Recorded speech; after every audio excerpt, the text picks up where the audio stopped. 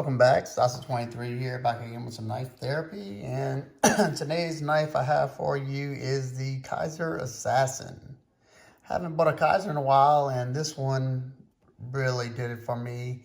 And this knife right here came in at $159. I forgot what retailer, but one of the big retailers. They have this variation with the flipper tab and these holes. And then they also had two other ones that I saw. Both of them were front flippers, and they had one of the front flipper variations with just a solid titanium scale without any holes, and then another front flipper variation with some circle holes in it instead of these elongated holes. You know, for those of you who like front flippers, y'all might want to go that route. But for me, I'm not a front flipper fan. I'm not even a huge flipper fan. I like thumb deployments, but we'll get into that later in this video. This was designed by Carlos Elsner. I think, I don't know if I'm butchering his name or not, but this is a nice medium-sized to lightweight EDC blade. The specs on this knife is overall length of 7.28 inches, a blade length of 3.15 inches. So just a little bit over that legal limit. That's kind of a bummer. You have a grip area of 3.5 inches. You have a pretty thin thickness in the scales of 0.42 inches from here to here. The close width in the pocket is, oh, that can't be right. Let me check this. Close width in the pocket is 1.06, and the blade stock thickness is 0.11. The thinness behind the edge range from at the thinnest portion at 15 thousandths all the way up to 18 thousandths, so not bad whatsoever. And it's sharpened at around 17 degrees per side. Let's get a weight on this bad boy because it feels nice and lightweight. I mean, you got all this milling, and it is contoured. Let's check it out. 2.97 ounces. That's awesome. I'm not sure if it was this knife or another one I'm reviewing, but one of them, the specs were completely off, I think, on Blade HQ. And the weight, yeah, I'm pretty sure it was this one, and the weight was a good bit off. I think they said it was like 3.3 ounces, and a lot of the size specs were off, at least from what I measured. So let's take a close look at this sexy clip point blade. It reminisces a trailing point, but this point doesn't go above this scale, and I think that's what classifies it trailing or Persian, that the point comes up above here. Could be wrong, correct me if I am, but it is technically a clip point too. You have that satin that Kizer does, that vertical satin. You have the Kizer logo here, the blade steel marking, which is S35VN. And on this side, you have the designer's maker's mark right there and the name of the knife, the Assassin. This is a triple threat as far as deployment methods. You have the main deployment is flipper tab. You have a blade hole right here. So let's see, you can, and one cool thing, if you see this milled out section right here and that little, it's kind of almost like one of them Cobra hoods that they had on the Spyderco AR. That right there, at first I was like, I guess it's just a design aesthetics, but it helps to deploy the knife too. Watch, I'll show you in just a second. But the main deployment is a flipper tab, which does have jimping, and that jimping is kind of deep, and it's not super sharp or anything, but it does grab a hold to the finger. Works excellent in the push button. I mean, this sucker rockets out. Excellent action. And then It's not super easy to spotty flick it because of the size and how the hole is, but you can spotty flick it. And I noticed whenever I go to thumb flick it, that section right here, like I was saying, like the Cobra hood section right here, the milling, your thumb pushes that not inside that hole that much, and it allows you to easily flick that open. And you can also slow roll it as well. You do have some jimping up top, but this jimping, unlike this jimping, is not deep whatsoever, so it's pretty much a static only. It's not gripping my thumb at all. But as you can see, you do have a slight ramp into the blade right there to give you some, some control and allow you to put a little bit more pressure down in the center of the blade. You do have a sharpening choil that was executed right. It's past the plunge grind.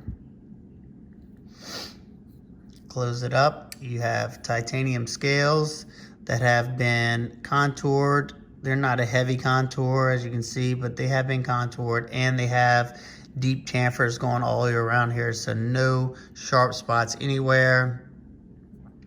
You have like some aesthetic chamfering going on right here on both sides. You have this little window to see the blade. I think that's a nice little touch. It looks good. And as you can see, there you go. And they have also been chamfered. You have T8 pivot, T6 body screw. Very minimalistic. I've taken this one down. They are almost certain that I remember they have a locator pin.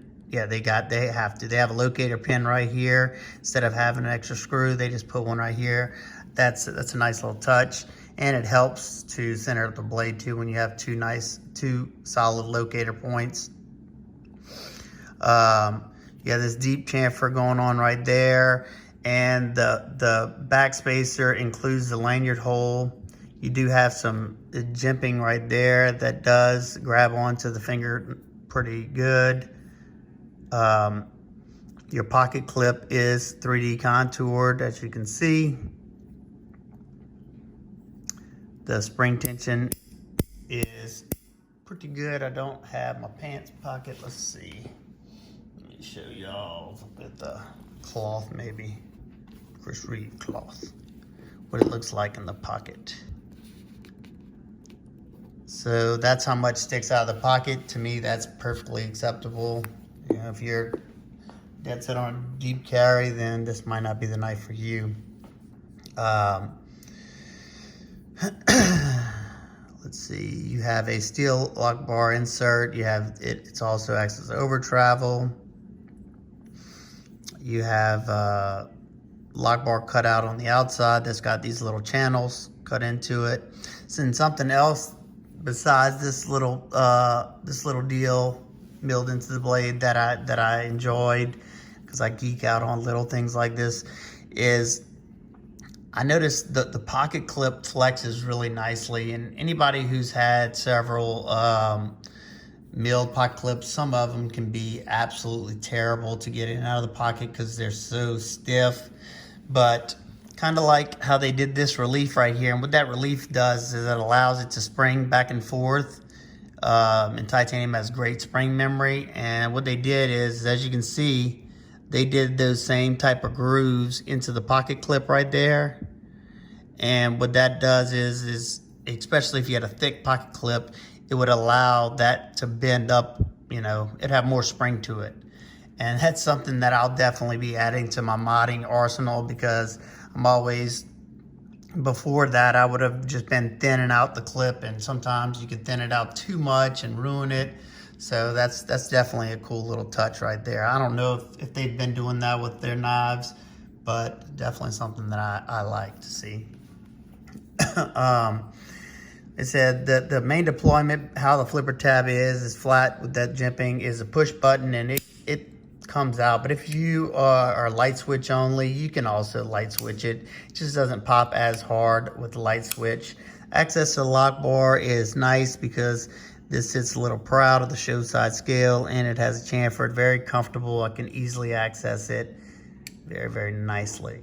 This thing is super smooth, very smooth. It was smooth out of the box, but I've also cleaned it and put my own lube in there, so it's gotten even smoother. The blade, if it's not, it's a little bit off to the right, but that's just me because I didn't center it back up. I was trying to hurry up and get this video done. Another thing that I don't know if it really even helps, but to me, in my brain, it does. And as you can see inside there, you have those like nipples that were milled out from the scale. And what those are is those are pockets for the bearings to sit in. And what's cool about that is, let me see if I can show you a knife that doesn't have that. Well, that one has it too. Yeah, like on this Berg Slim, as you can see, you can see those bearings in there. Let me see, I'll shine some light in there for you. You can see those bearings in there, and you can see that gunk and stuff can get in there and hinder the action of the knife. And I would think with the way that this is designed, it's encapsulating those bearings, so you might not have as much of a problem with debris getting in there. I could be totally wrong, but it just sounds good. They also have that hidden stop pin. As you can see, that's connected to the blade and disappears when it's open and closed. Nice little added touch.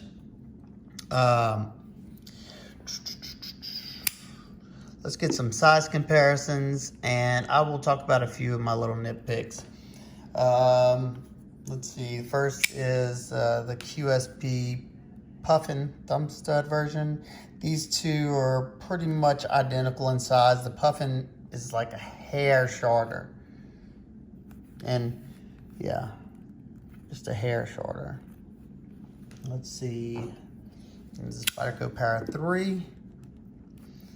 Para 3 is, oh, that's really close. It's hard to tell. They might be the same exact length, but if not, they're really close. Let's see if I have anything else right here. Let's see, I got the Hogue Deca. That's another good size comparison.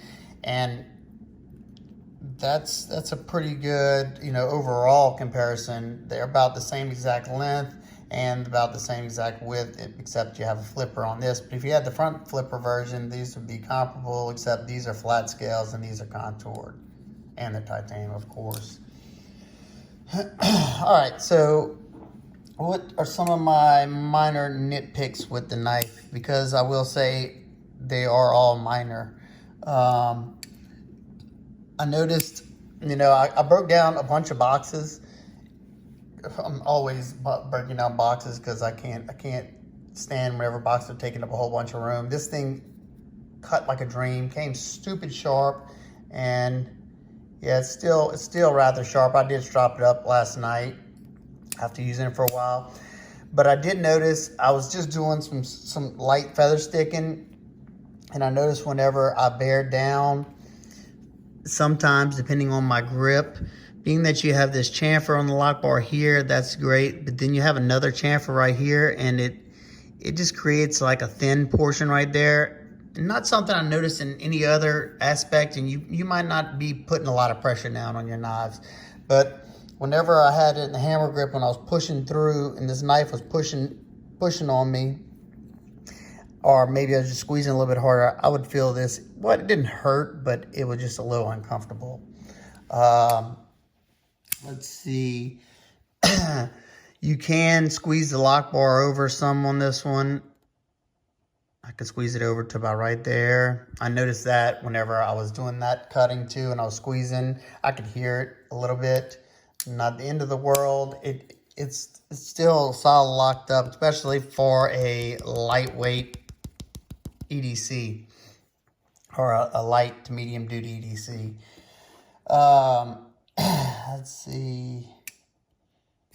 I think this was probably my biggest complaint.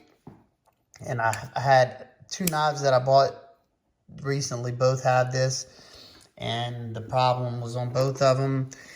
These ridges right here, I like the way they look, but the top of these ridges have 90-degree edges on them, and it's not as bad going into the pocket, but whenever I'm pulling it out of the pocket, it catches those and you hear. So that's probably going to be a pocket shredder. You could probably go in there with a Dremel tool and knock the edges off of that. Maybe that would help. I may do that so you don't have to, but that's just something I noticed right off the back. And I wear lightweight shorts. It'll probably tear mine up pretty quick. And the last one, I noticed the balance point is pretty much at the back of the choil. Definitely not the end of the world, especially as light as it is. But, you know, it's always nice whenever the complete package and the balance point is up in the middle. So there you go. Overall, though, I really enjoy this knife. Like I said, I hadn't bought a Kizer, I don't think, in a while. Not that I can recall. I think the Yorkie was the last one I bought. Just hadn't been too interested, but there's a couple of them that I'm interested in this year, and this was the first one. Of course, I love that clip point blade shape. I love the size, the weight, and man, I was thoroughly impressed. You know, Kizer usually does a good job on the action, but man, the action on this one, as light as this blade is excellent on mine. So there you go. If you have any questions, comments, concerns, please leave them down below. If you like this video, please give it a big thumbs up so I know you enjoyed it.